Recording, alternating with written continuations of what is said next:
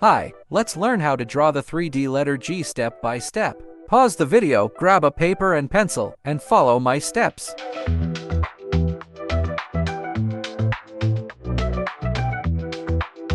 Start by drawing a big, bold letter G. Make sure it's clear and easy to see.